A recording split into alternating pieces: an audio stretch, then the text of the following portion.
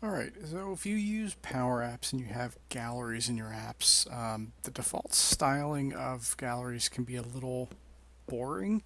And in some cases, just you want to make it look a little bit different or just kind of differentiate one item from the next. So this is not an out-of-the-box gallery. This is from a custom template developed by April Dunham, but it follows the standard procedure, standard kind of gallery formatting, which is text boxes, text boxes, text boxes, and then a thin horizontal line separating each item in that gallery, which isn't bad, but it's a little boring. So I'm just going to dress this up a little bit. And what we're going to do is actually add a rounded rectangle um, background to this. And the way we're going to do that is with a button.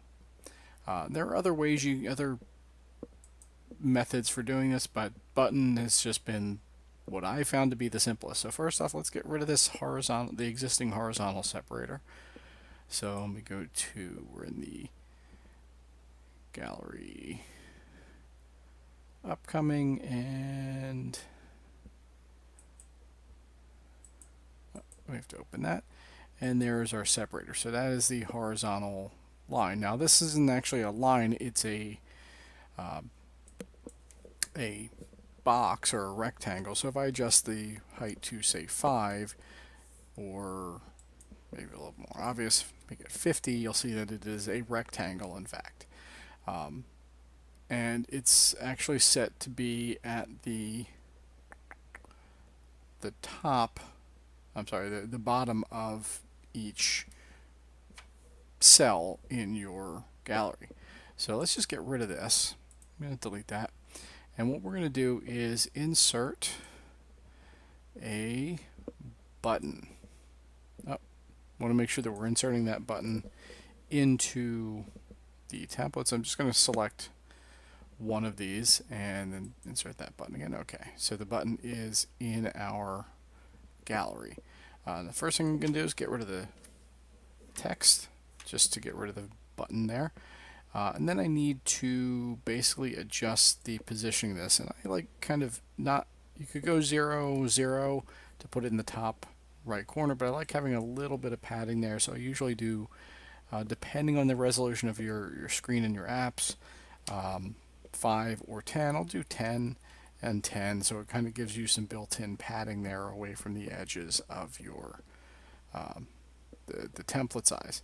And then for the width, we're just going to say, and this is just a general tip, when you're sizing things in a gallery, don't forget that you have the parent dimensions to leverage. So rather than putting specific pixel sizes in here, use those parents and do some kind of calculation. So I'm going to say this, the width of this will be the parent width minus, and we've got a 10-inch X value, so I'm going to do minus 20. So it'll give us 10 on the left, 10 on the right. So parent width minus 20, and then height, we're going to do the same thing. We'll say parent, actually in this case, because it's a gallery, we want to use template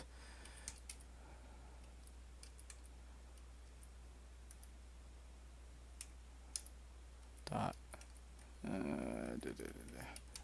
I'm sorry, parent dot template height. That's what we want.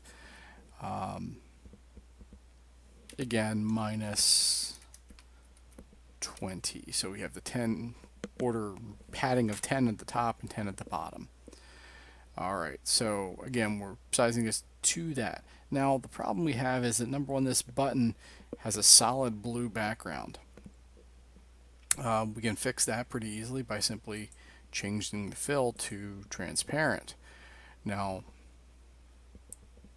it also has a transparent border, so we need to fix that by changing the border to some other color. So the border color by default is color fade, so I'm just going to say light gray. Alright, so that gives us a thin border. I'm just going to up the border size to 4 just to make it a little more noticeable. And if we play this, you'll see that it already looks a little better. Now, we still have a problem because the hover buttons have a hover property, and we haven't addressed that yet. And when we hover over this, it covers.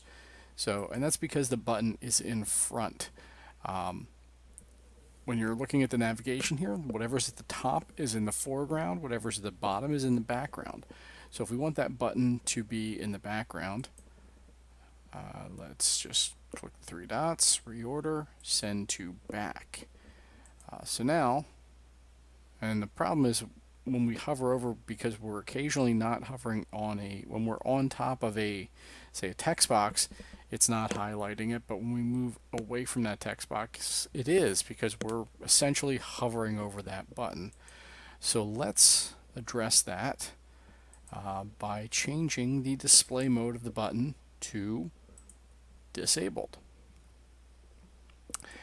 And that gives us, in addition to eliminating the hover effect, it also gives us a nice soothing light gray background, which is a standard for a disabled button. Now, when you look at the properties for a button, there are separate, colors for active and disabled, so you'll want to, you can adjust those as you need. I'm not going to do that here.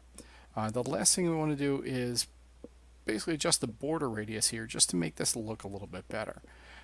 So again, I'm going to go back out of the preview mode and select this button, and then border radius, let's jump that up to maybe 40 all the way around. Now, if you want to get really fancy, as you're looking at the properties, you'll see that each corner can be adjusted separately. So if you just plug in a border size or border radius here, it's going to apply to all 4 corners. But you can sort of get a, almost a tombstone effect, if you like, by maybe changing the bottom left and bottom right to 0. So you can then have square corners on the bottom and rounded corners on the top. Or again, let's one of my might adjust these so that they are bottom right will be 40 and the top left will be 0. So that kind of gives you this sort of horizontal tombstone effect. Or just another variation that can work in some scenarios and maybe not in others. But if we go top left, leave top left 0, we're going to change bottom left to 40 and top right to 0. Sorry, I meant to change the bottom, not top right, but bottom right. So top right we'll put back to 40, bottom right to 0. And way back in the early 2000s and late 90s, there was a common style on the internet where sort of these uneven rounded corners where you'd have kind of the top left and bottom right as squares, bottom left and top right as rounded corners, or vice versa, to make it just a little bit special. And you can obviously do some other adjustments as well. For example, I have a few apps where I've built and there's sort of a large button here, a round button. So I've got the left-hand borders, or sorry, the left-hand corners at very small radiuses, like 5 or 10. So it's more of a square side, and then the right side is completely rounded from top to bottom to kind of match the curve of that round icon. So there's a lot you can do to, once you have the basics of this, of plugging that button in, putting it in the background, disabling it, and adjusting the border and the colors, etc. So you can get a very, a much more modern looking gallery experience, because when people come in there, they're going to definitely see that this is all related to one thing, especially when you've got multiple text boxes and values in here. They can kind of bleed together. So putting a box in here, or in this case, and the main reason I use a button to get the rounded corners, or the main reason I use the button is to get the rounded corners, because if you just use that box, there is no rounded rectangle icon that you can use. You can also round the corners of a text input box. So you could, in theory, probably do the same things, achieve the same effect using a text input box that was also disabled and has rounded corners and whatnot. But I've just kind of learned to use the button, and it works pretty well for in the different projects I've used it. So there you go. That is our quick tip on how to make your galleries look a little bit better by adding a kind of a rounded cell background using buttons.